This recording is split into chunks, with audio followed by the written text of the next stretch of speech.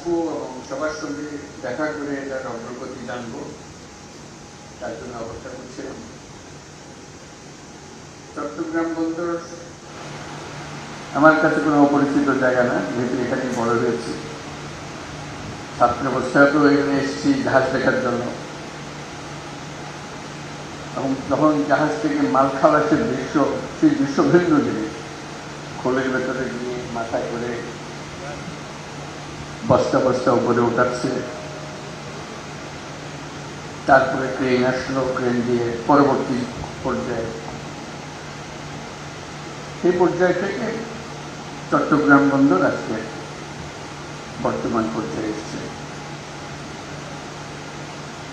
কিন্তু বরাবরই দুঃখ,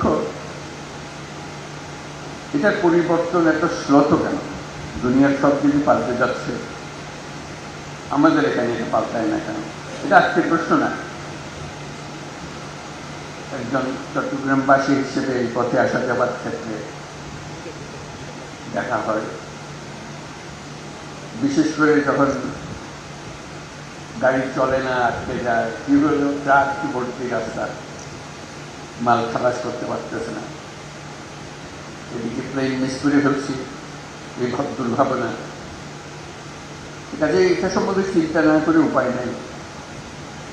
কথাবার্তা বলেছি, মাঝে মাঝে লেখালেখি করেছি এটা নিয়ে। এবার যখন সুযোগ পেলাম, প্রথম দিন থেকে চেষ্টা করছি এটার দিকে নজর দেওয়া, এটা কিভাবে এটা পরিবর্তন করা যায়। তার জন্য প্রথম দায়িত্ব দিলাম লুকপ্রেসের দিকে, যেটা তোমার দায়িত্ব, যেমনি পারো মারিয়ে ধরে যাই করে পারো এটাকে সোজা করতে হবে, এটাকে একটা সত্যিকার বন্দর হিসেবে তৈরি করতে হবে। আমরা খুবই ইমপ্রেস যে যেগুলো ছবি দেখালো, ভালো লাগে, গর্ব লাগে যেটা হলো। কিন্তু দুনিয়া তো এখানে আটকে নাই, দুনিয়ার থেকে বহু দূর চলে গেছে। দেখার সময় মনে হলো যে এটা স্প্লিট স্ক্রিন হলে ভালো হতো। এক পাশে আমরা চট্টগ্রাম বন্দর বর্তমান এবং বিশ্ব বর্তমান পাশাপাশি দেখলে তখন বোঝা যেত যে আমাদের দূরত্বটা কোথায়। আমরা অনেক পিছিয়ে, এবং এই পিছিয়ে থাকার জন্য খুব বেশি দুঃখ দেখি না কারণে।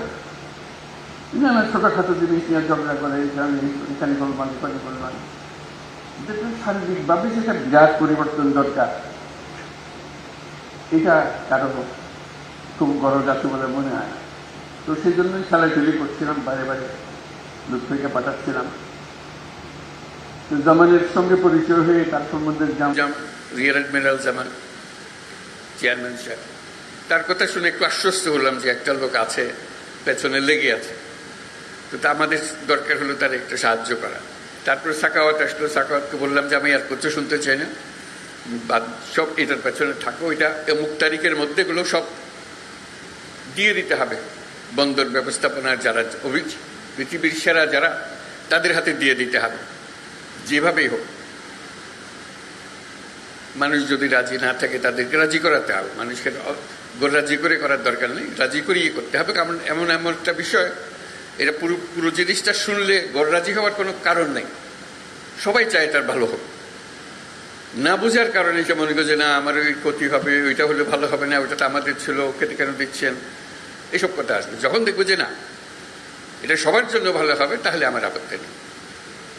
তা আসার আগে আবার পাঠালাম আশিককে, যে যাওয়া একটু ব্যাখ্যা করো সবার কাছে যে আমরা কি করতে চাচ্ছি, কেন চাচ্ছি।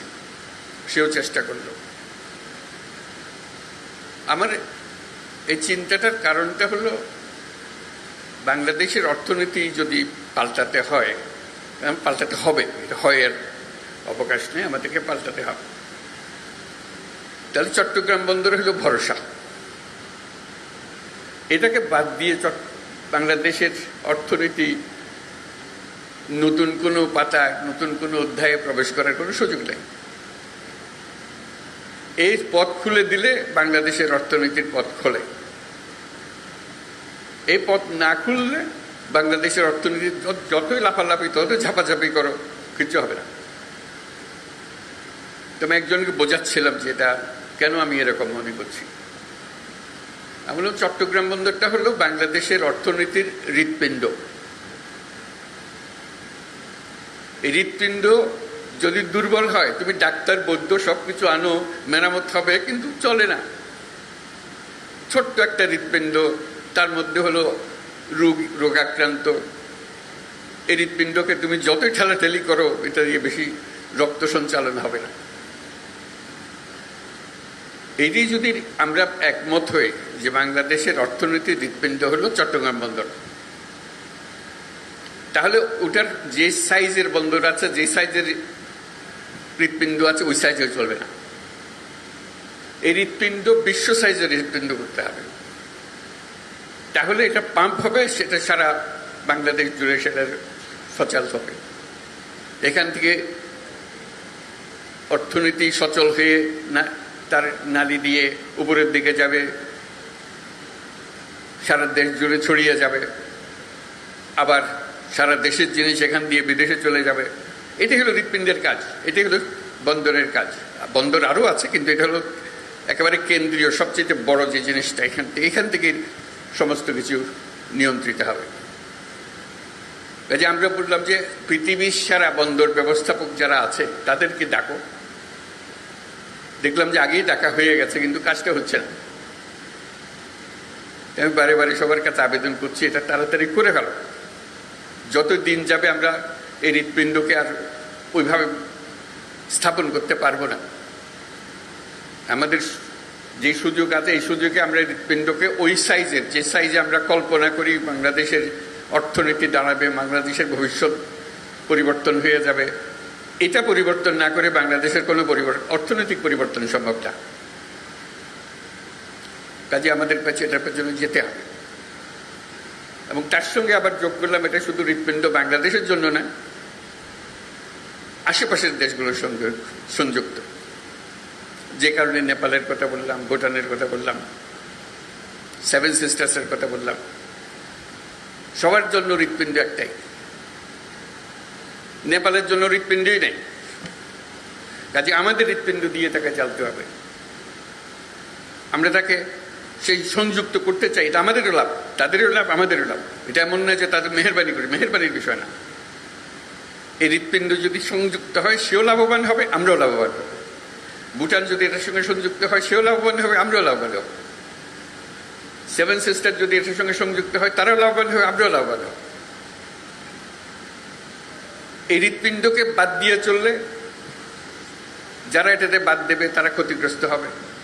রক্ত সঞ্চালন হবে না সেখানে, অর্থনৈতিক সঞ্চালন হবে না সেখানে। এটা আমাদের কারো কাম্য না, তাদেরও কাম্য না, আমাদেরও কাম্য না। আমরা চাই যে সবাই মিলে আমরা এই বন্দর থেকে এই সঞ্চালনটা পাই, শক্তিটা পাই, অর্থনৈতিক শক্তি জেগে ওঠে। আমরা যে আজকে চট্টগ্রাম বন্দরের কথা বলছি, এখানে স্ক্রিনে আমরা দেখছি বন্দরের পরিস্থিতি। আমাদের মতো দেশে আমরা তো একটা বন্দর নিয়ে কথা বলছি, কয়েকটা টার্মিনাল নিয়ে কথা বলছি, তার এরকম 20টা 30টা বন্দর টার্মিনাল ভরে আছে, একদম বিশ্বমাপের, বিশ্ব সাইজের বন্দর এগুলো। সেখান থেকে তাকালে আমাদেরকে খুব ক্ষীণ মনে হয়। এই হৃৎপিণ্ড দিয়ে তো রোগী বেশি দিন টিকবে না, টেকানো যাবে না। কাজে এটাকে শক্তিশালী করতে হবে। এমন শক্তিশালী করতে ক্রমাগতভাবে এটা শক্তিশালী করতে হবে। একবার শক্তিশালী করে দিয়ে ওখানে ইতি টানলেও হবে না। তো সেখানেই আসে আমাদের চ্যালেঞ্জটা। তো যে টিমের কথা বললাম আমরা, লুৎফে, সাকাওয়াত, আশিকর মধ্যে ঢুকালাম, আর যারা এখানে বন্দর কর্তৃপক্ষ, চেয়ারম্যান, তারা সবাই মিলে একটা বড় টিম, যেটা এই পরিবর্তনকে সম্ভব করবে। মাঝে মাঝে প্রশ্ন শুনি যে বিদেশিকে দিয়ে দেওয়া হচ্ছে। আপনারা ইন্ডিয়াতে স্বাস্থ্যের জন্য যান না, দলে দলে যান, যখন বন্ধ করে দিয়েছে হাহা কেন জেনে দিচ্ছে না? যে আমরা এখানে স্বাস্থ্য নাই, স্বাস্থ্যের জন্য শুধু যান। কাগজ উল্টালে দেখা যায় নেতারা সিঙ্গাপুরে চিকিৎসার জন্য যাচ্ছে, ব্যাংককে চিকিৎসার জন্য যাচ্ছে, কিন্তু বন্দর না, এখানে আর কেউ আসতে পারবে না।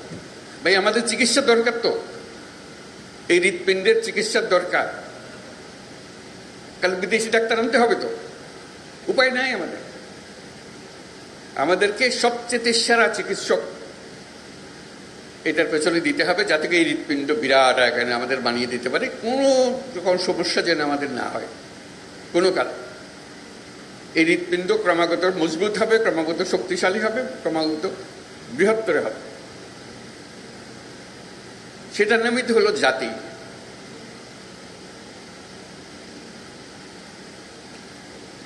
তা না হলে আমাদের সামনে চ্যালেঞ্জটা হলো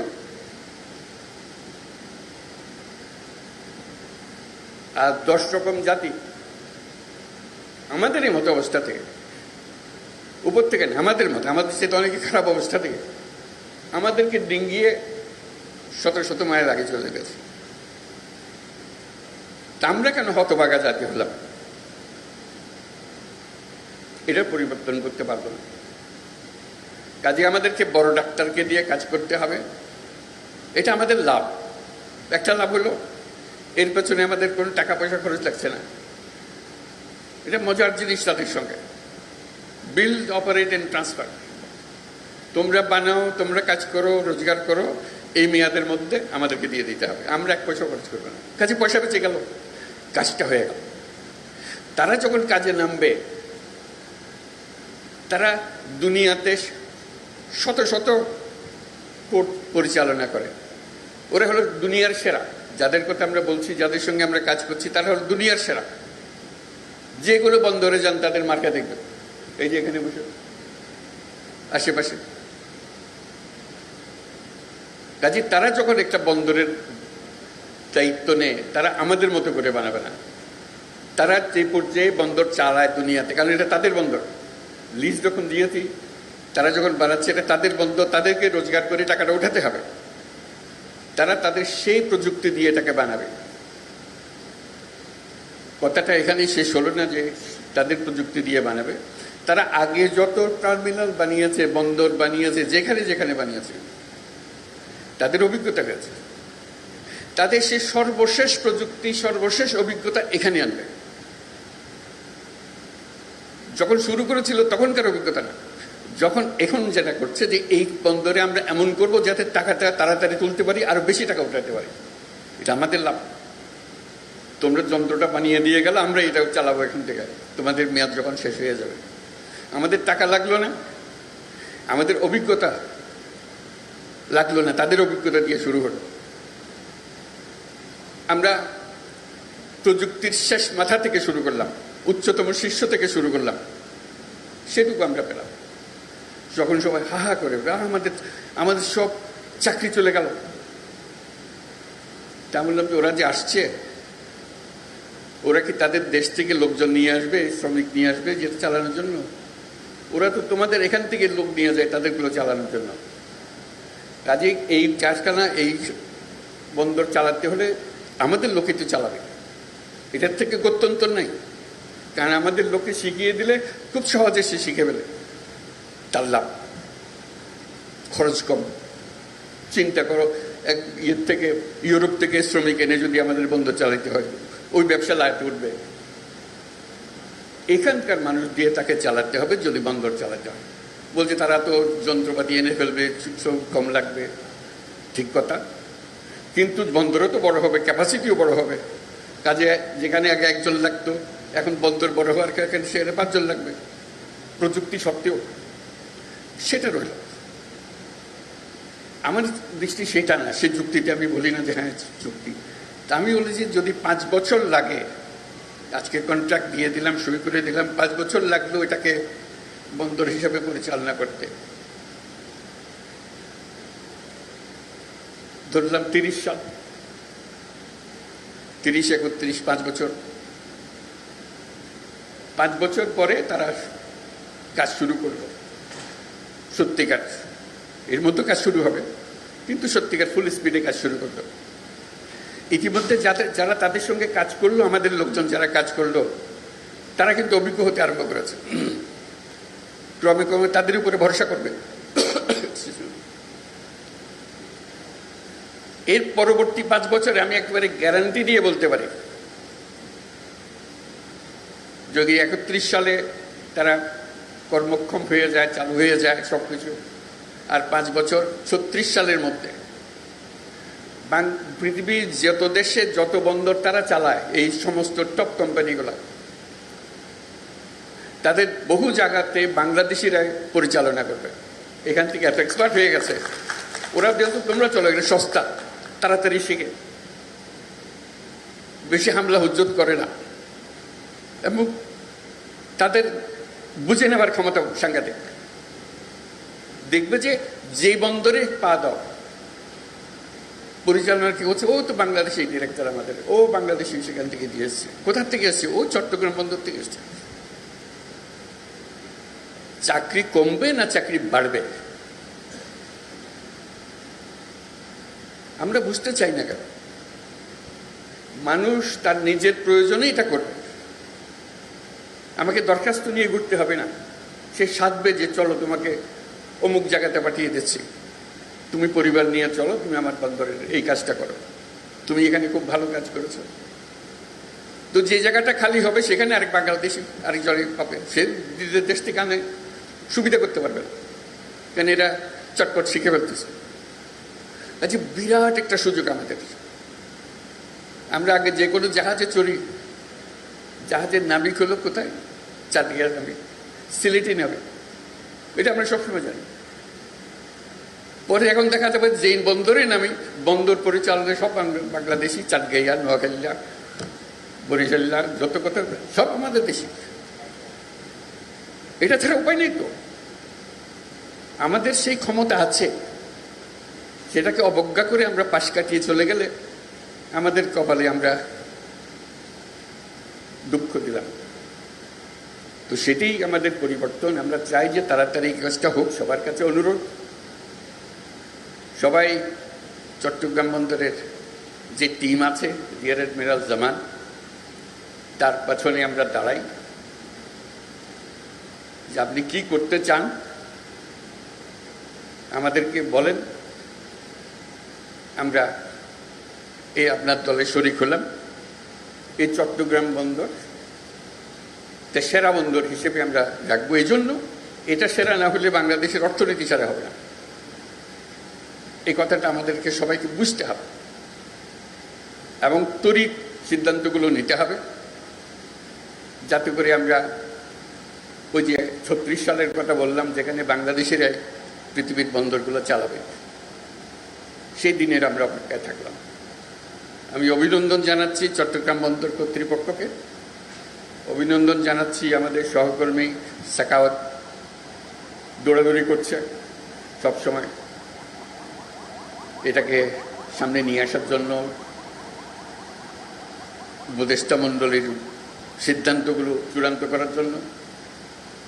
আর যারা লুৎফে, আশিক ও অন্যান্য যারা এর পেছনে শ্রম দিচ্ছে, যাতে করে লোকজনকে বোঝানো যায়, তাড়াতাড়ি অগ্রসর হওয়া যায়।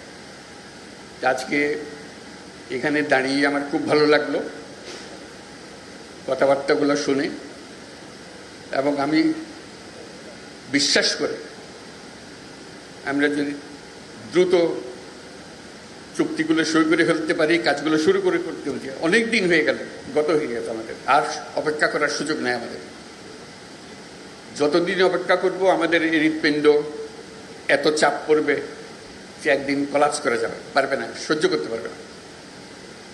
তার চাইতে এই অবস্থাতে আমরা ডাক্তারদের হাতে ছেড়ে দিই, তারা আমাদেরকে বানিয়ে দেখাক, আমরা তাদের কাছ থেকে শিখে নিই, বুঝে নিই, যাতে করে যেটুকু আমরা পেয়েছি তার চাইতে অনেক বহুগুণ বেশি ভালো করতে পারি। যদি বন্দর ব্যবসাতে বাংলাদেশিদের কথা সবাই সব জায়গাতে স্মরণ করে, তারা জানে বন্দর কিভাবে ম্যানেজ করতে হয়। সেই গোপন রহস্য আমরা উদ্ধার করে ফেলতে পারি, যে আমরা জানি বন্দরকে কীভাবে সামাল দিতে হয়। চট্টগ্রাম সওদাগরদের শহর, এই নিয়ে চট্টগ্রামের কাজ হলো সওদাগর। নৌকা নিয়ে, পালতোলা জাহাজ নিয়ে কে কোথায় চলে গেছে, এখানে ভিড়েছে।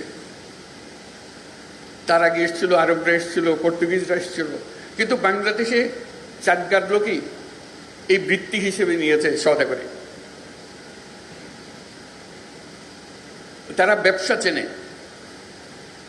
চাকরির কথা বললে চাকরি কেন করবে বুঝতে পারে না তারা। চাকরির কথা যে লেখাপড়া করে, কি জন্য লেখাপড়া করবে, ও চাকরি করবে। চাকরি কেন করবে?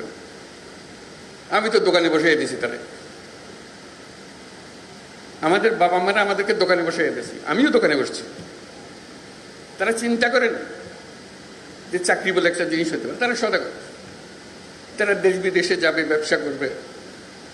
যার ছোট জাহাজ, সে ছোট জাহাজ দিয়ে চলে। ছোটবেলায় দেখছি জাহাজ আসতেছে, মাল ভর্তি হয়ে, বিশেষ করে ধান, চাল এগুলো আনতো, বার্মা থেকে আনতো। খালের ভেতরে, পাশের বাড়ির খালের মধ্যে এসছে। এই হলো আমাদের। তা আমাদের রক্ত হলো সওদাগরের রক্ত। আর চট্টগ্রাম হলো সেই সওদাগরের পীঠভূমি। এটা ছেড়ে দিলে, এদের হাতে ছেড়ে দিলে দেখবে এটা শুধু চট্টগ্রাম বা বাংলাদেশ না, সারা দুনিয়াতে সেটা তারা করে দেখাবে। নোয়াখালীর লোক, সিলেটের লোক, আজকে সিলেটের মানুষ বিলাতে গিয়ে এত হলো কেমনে? ওই জাহাজে করে চলে গেছে, রান্না করেছে, ওখানে আগুন দিয়েছে, এই করতে করতে চলে গেছে, সারা দুনিয়াতে ছড়িয়ে গেছে। সেই আমলে যদি তারা এত দুনিয়াতে ছড়িয়ে যায়, আজকে এই বন্দর ব্যবস্থাপনায় যারা যুক্ত হবে বাংলাদেশে, চিন্তা করেন তারা কোথায় কোথায় যাবে। দুনিয়ার হেন বন্দর রাখবে না যেখানে বাংলাদেশে নাই, এবং টপ ক্লাস সার্ভিস তারা দেবে। তো সেটাই হলো আমাদের ভবিষ্যৎ। সেটা আমাদের রক্তের ভেতরে আছে, আমাদের ঐতিহ্যের ভেতরে আছে। আমরা যেন এটাকে অবহেলা না করি। আমরা সবাই একমত হই, একযোগে এগিয়ে আসি, যেন আমরা সেটাকে সফল করতে পারি। এবং কিছু দিনের মধ্যে, অল্প কিছু দিনের মধ্যে, দীর্ঘদিন অপেক্ষা করার দরকার নেই, অল্প কিছু দিনের মধ্যে আমরা সেটা করতে পারি। আমাদের অর্থনীতি, এটা বিশাল অর্থনীতি হবে যদি আমরা চট্টগ্রাম বন্দরকে বিশাল হৃৎপিণ্ডে পরিণত করতে পারি। আর বাকিগুলো এমনিতেই হাজির হতে আরম্ভ করবে। বন্দর ফ্যাসিলিটি দিলে এই পুরা বিস্তীর্ণ এলাকা, যার রক্ত সঞ্চালন যার এলাকাতে হবে, সেটা পেলে যে কোনো ব্যবসায়ী এসে এখানে বিনিয়োগ করবে। তাকে অনুরোধ করে আনতে হবে না, তার নিজের টানে সে এখানে আসবে যদি আমরা এটা করতে। আমরা ডিজিটালাইজেশনের কথা বলেছি, সব কিছু দরকার, কিন্তু তার আগে স্বপ্নটা দরকার, যেটা আমরা করবই। সেটাই আমাদের আজকের থেকে আমরা এটা করি, সেটার জন্য আমরা সবাই দেখতে পারি যে এটা সচল একটা বিরাট হৃৎপিণ্ডে পরিণত হয়েছে, এবং তার সঙ্গে বাংলাদেশের অর্থনীতি দ্রুত বেগে পরিবর্তিত হতে আরম্ভ করছে। সবাইকে ধন্যবাদ।